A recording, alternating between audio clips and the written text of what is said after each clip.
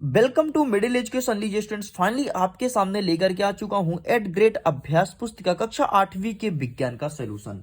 इस वीडियो में हम देखेंगे चैप्टर नंबर 16। इसके अलावा यहां पर मैं क्रमशः सभी चैप्टर्स को अच्छे से कवर किया हूं, जैसे 1 से लेकर के और चैप्टर नंबर 15 तक। और ये हमारा अंतिम वीडियो होगा विज्ञान का, जिसमें चैप्टर नंबर 16 प्रकाश को अच्छे से कवर करने वाले हैं। एक एक प्रश्न का उत्तर आपको बताने वाला हूं। देखिए यहाँ पर पेज नंबर 55 में पूरा पूरा प्रकाश के बारे में लिखा गया है। तो चलिए फटाफट देख लेते हैं कि किस टाइप से क्वेश्चंस हमारे प्रकाश से संबंधित पूछा जाएगा एंड क्या होगा उसका सही आंसर। देखिए जैसे मैं पेज को ओपन करता हूं तो यहाँ पे लिखा है पेज नंबर 55 और बुक में देख लीजिए ऊपर यहाँ पे लिखा है कि चैप्टर 16 मतलब पार्ट 16 प्रकाश। प्रकाश मतलब इस चैप्टर में हम लाइट के बारे में अध्ययन करेंगे कि प्रकाश किस प्रकार से आती है, किस प्रकार से मुड़ती है, किस प्रकार से जाती है, प्रकाश के लिए कितने सारे नियम है, मनुष्य के नेत्र के लिए कितना प्रकाश अच्छा होता है, कितना हानिकारक होता है, एक एक चीज को कवर करने वाले हैं। देखो पहला प्रश्न पूछा गया कि परावर्तन के नियम को लिखिए।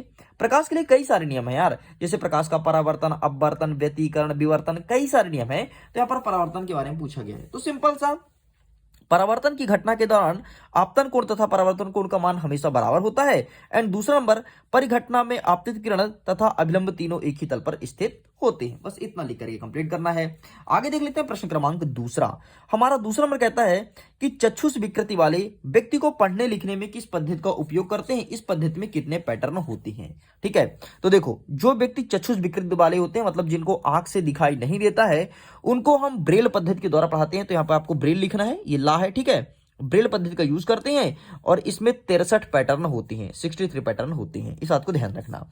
आगे देख लेते हैं प्रश्न क्रमांक 3। हमारा तीसरा नंबर कहता है नेत्रों के लिए बहुत कम या बहुत अधिक प्रकाश हानिकारक होते हैं, क्यों, ये पूछा गया है। तो यहां पर लिखना है नेत्रों के लिए बहुत अधिक तथा बहुत कम प्रकाश जो होता है वो हानिकारक होता है, क्योंकि अपर्याप्त मतलब कम प्रकाश होता है तो नेत्र में खिंचाव होता है और सर दर्द बना रहता है, और अधिक प्रकाश होता है तो जो हमारे आंख का पुतली होता है वो बढ़ जाता है। ठीक है, इसी कारण भी हमारे सिर दर्द बना रहता है, तो बहुत ही हानिकारक होता है। इसीलिए अगर आप मोबाइल चला रहे हो, पढ़ाई कर रहे हो, तो ध्यान रहे कि ना तो बहुत ज्यादा लाइट हो, ना तो बहुत कम लाइट हो। ठीक है, और प्रयास किया करिए कि 10 बजे के बाद यदि आप लाइट बंद करके सो रहे हैं तो मोबाइल भी साइड कर दो। अगर मोबाइल आप चला रहे हो तो लाइट को हमेशा ऑन रखना, नहीं तो आंख में बहुत ज्यादा प्रभाव पड़ेगा। क्यों? क्योंकि चारों तरफ का लाइट बंद हो जाएगा, जो मोबाइल स्क्रीन का लाइट रहेगा वो सीधे आपके आंख में पड़ेगा और आपको चश्मा लगने जैसी समस्या हो जाएगी। ठीक है, तो इस बात को ध्यान देना। चलो आगे देख ले प्रश्न नंबर 4। चौथा नंबर कहता है कि प्रकाश का विक्षेपण किसे कहते हैं, विक्षेपण की घटना को दर्शाने वाला कोई प्राकृतिक उदाहरण लिखिए। तो प्रकाश की अपने रंगों में विभाजित होने ही प्रकाश का विक्षेपण कहलाता है, बस इतना लिखना है। ओके, आगे देख लेते हैं लघु उत्तरीय प्रश्न। 5वां नंबर कहता है रेटिना में पाए जाने वाले तंत्रिका कोशिका के प्रकार एवं उनके कार्य लिखिए। तो सिंपल सा आपको शंकु और सालकाएं लिखना है, इनके द्वारा अनुभव की संवेदना को मस्तिष्क तक पहुंचाया जाता है। ओके, बस इतना लिख करके कंप्लीट करना है। आगे देख लेते हैं 6वां नंबर। 6वां नंबर कहता है मनुष्य में होने वाली दृष्टि दोष से आप क्या समझते हैं और इन दोष का निवारण किस प्रकार से किया जाता है। तो इसका आंसर लिखेंगे कि मनुष्य में एक दृष्टि स्थित जिसमें आसपास की वस्तुएं धुंधली नजर आती है, दृष्टि दोष कहा जाता है। इस दोष का निवारण उत्तल लेंस तथा अवतल लेंस के माध्यम से किया जाता है। अरे भाई, निकट दृष्टि दोष का मतलब होता क्या है? दृष्टि दोष का मतलब ये होता है कि आंखों में कोई समस्या हो जाए, उसे दृष्टि दोष कहेंगे। मतलब आंख में दिखाई ना देना या फिर ज्यादा दिखाई देना, वैसे ज्यादा किसी दिखाई देता नहीं है भाई, जितना उतना दिखाई देगा वरना दिखाई नहीं देगा। तो देखो यदि आपको पास की चीज दिखाई दे रही है और दूर की चीज दिखाई नहीं दे रही है, उसे बोलेंगे हम निकट दृष्टि दोष। लेकिन दूर की चीज अच्छे दिखाई देती है और पास की नहीं, उसे बोलेंगे दूर दृष्टि दोष। ठीक है, बाकी यहां पर आंसर लिखा गया, आपको यही आंसर लिखना है। आगे देख लेते हैं 7वां नंबर। विसरित तथा नियमित परावर्तन के कोई 2 अंतर लिखना है। क्या विसरित परावर्तन में परावर्तन के नियम का पालन होता है? एंड यहां पर अंतर लिखा गया, तो प्लीज टेक अ स्क्रीनशॉट। चलिए आगे देख लेते हैं नेक्स्ट क्वेश्चन 8वां नंबर। 8वां नंबर कहता है कि आपतित किरण, परावर्तित किरण तथा आपतन बिंदु पर अभिलंब एक ही तल पर स्थित होते हैं। परावर्तन के इस नियम को दर्शाता हुआ एक किरण आरेख खींचिए। ठीक है, तो इस प्रकार से आपको इमेज ड्रॉ करना है, ये और ये रहा आपका आपतित किरण, ये रहा आपका परावर्तित किरण और ये बीच में रहा आपका अभिलंब। चलिए आगे देख लेते हैं नेक्स्ट दीर्घ उत्तरीय प्रश्न।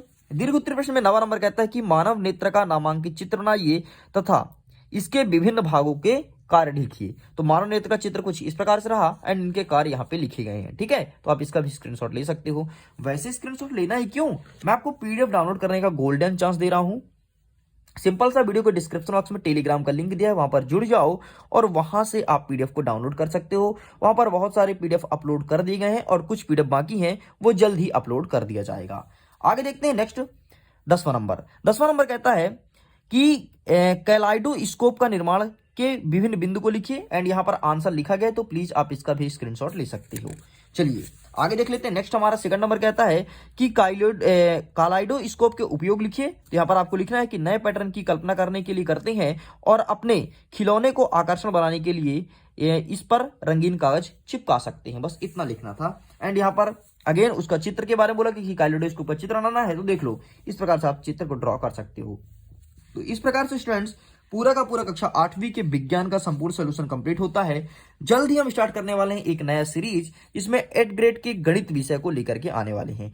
आपने गणित के किस सब्जेक्ट को अभी तक नहीं लिखा अपने कॉपी में, कमेंट सेक्शन में जरूर से जरूर लिख देना, ताकि अब यहाँ पर गणित में आपको आसान भाषा में आपके सामने लाइव दिखाने वाला हूं कि किस प्रकार से आपको सवाल लगाने हैं। देखो जैसे क्वेश्चन हो गया तो यहीं पर मैं सॉल्व करके बताऊंगा। तो फटाफट आप कमेंट सेक्शन में लिख देना कि किस चैप्टर का सलूशन आपको गणित का चाहिए। आपको यहीं पर आपके सामने विथ आपको जैसे वीडियो देखोगे, वीडियो देखने की एंड में आपको पीडीएफ शेयर कर दिया जाएगा। तो प्लीज जाइए टेलीग्राम पर जुड़ जाओ, वहां पर पीडीएफ अपलोड कर दिया गया है। ओके, मैं वीडियो को एंड करता हूं। अगर वीडियो पसंद आए तो प्लीज वीडियो को लाइक कीजिए, अपने दोस्तों के साथ शेयर कीजिए, और अगर मिडिल एजुकेशन में पहली बार आए हो तो चैनल को सब्सक्राइब जरूर कीजिएगा, क्योंकि वार्षिक परीक्षा की बेहतर तैयारी, क्वेश्चन पेपर, उसका फुल सोल्यूशन मिडिल एजुकेशन के यूट्यूब चैनल पर प्रोवाइड कराया जाएगा। Okay, bye bye.